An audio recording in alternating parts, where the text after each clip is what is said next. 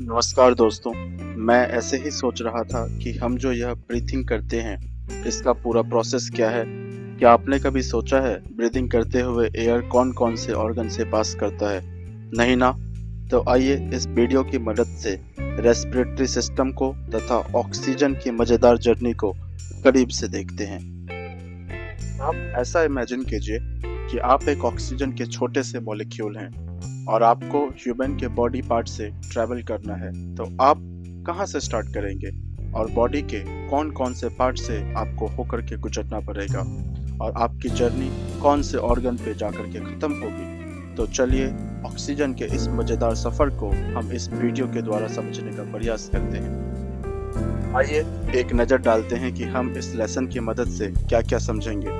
हम respiratory system के की ऑर्गन्स को आइडेंटिफाई करेंगे, जैसे कि nose, pharynx, trachea, bronchi, lungs और डायफ्राम। और हम यह भी समझेंगे कि कैसे ऑक्सीजन बॉडी के अंदर एंटर करती है और फिर कैसे पूरे रेस्पिरेटरी सिस्टम से ट्रैवल करते हुए एल्वियोली तक पहुंचती है, जहां गैसों का एक्सचेंज होता है। फिर हम यह भी समझेंगे कि गैसेस का एक्सचेंज कैसे होता है और ऑक्सीजन और कार्बन डाइऑक्साइड एल्वियोली और ब्लड स्ट्रीम के बीच में कैसे मूव करती है। रेस्पिरेटरी सिस्टम का मेन काम होता है एटमॉस्फेयर से ऑक्सीजन को इनटेक करना और कार्बन डाइऑक्साइड को रिलीज करना।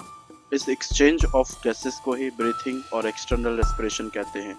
यह एक्सटर्नल रेस्पिरेशन हमारे बॉडी में ऑक्सीजन के सप्लाई को मेंटेन करता है और वेस्ट गैसेस को शरीर से बाहर भी निकालता है। आइए इस फ्लो चार्ट की मदद से हम समझते हैं कि ऑक्सीजन कैसे रेस्पिरेटरी सिस्टम से ट्रैवल करती है। एयर नोज या माउथ के थ्रू हमारे बॉडी में एंटर होती है, उसके बाद ये फेरिंग्स और लैरिंग्स से पास होती है।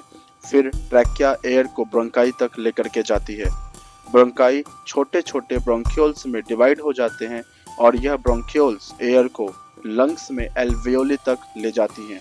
एल्वियोली के अंदर ऑक्सीजन हमारे ब्लड स्ट्रीम में डिफ्यूज हो जाते हैं और ठीक उसी समय कार्बन डाइऑक्साइड ब्लड स्ट्रीम से डिफ्यूज आउट होकर के एल्वियोली में आ जाती है।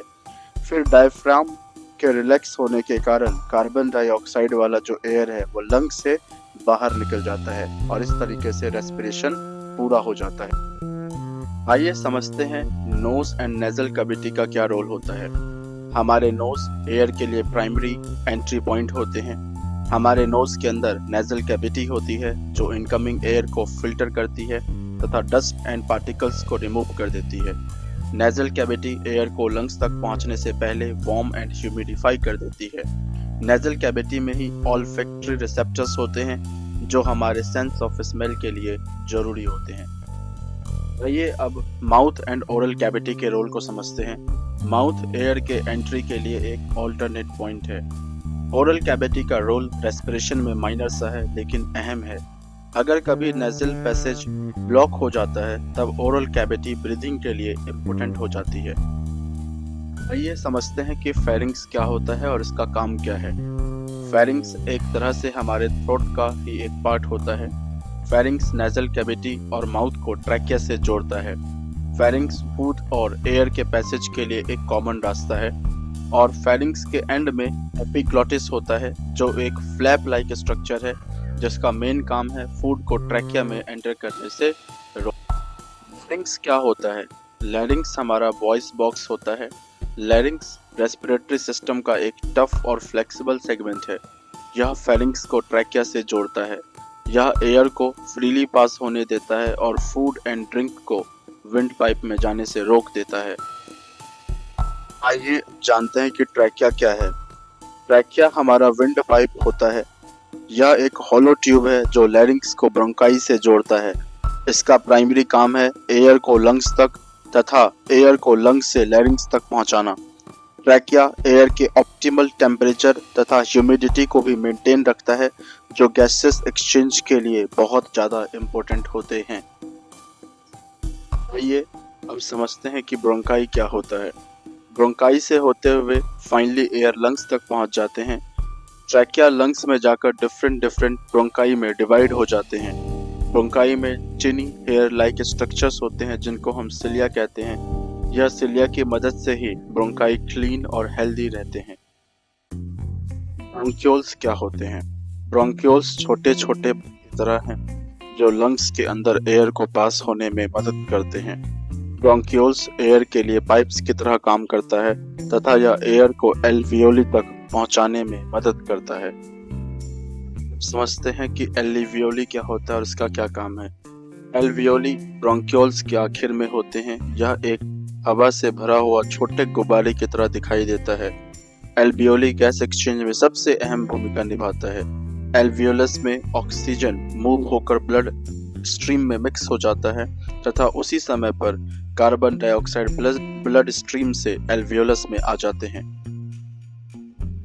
आइए अब जानते हैं कि गैस एक्सचेंज कैसे होता है। एक्सटर्नल रेस्पिरेशन में ऑक्सीजन रिच एयर इनहेलेशन के दौरान एल्वियोली में एंटर होते हैं तथा ऑक्सीजन मॉलिक्यूल एल्वियोलर वॉल से डिफ्यूज होकर ब्लड स्ट्रीम में मिक्स हो जाते हैं तथा वहां से हीमोग्लोबिन से बाउंड होकर सेल्स तक कैरी होते हैं। ठीक उसी समय कार्बन डाइऑक्साइड ब्लड स्ट्रीम से डिफ्यूज होकर एल्वियोली में आ जाते हैं। रेस्पिरेशन में ऑक्सीजन इनहेल होकर बॉडी के टिश्यू तक पहुंचते हैं तथा कार्बन डाइऑक्साइड टिश्यू से रिमूव होकर लंग्स तक पहुंच जाते हैं और एक्सहेलेशन से बॉडी के बाहर आ जाते हैं। दोस्तों, आज के लेक्चर में हमने समझा रेस्पिरेशन सिस्टम कैसे काम करता है। उम्मीद है आपको यह लेक्चर इंटरेस्टिंग और इन्फॉर्मेटिव लगा होगा। अगर आप इसी तरह के और इन्फॉर्मेटिव लेक्चर देखना चाहते हैं तो चैनल को सब्सक्राइब करें और वीडियो को शेयर करें। धन्यवाद। मिलते हैं अगले लेक्चर में।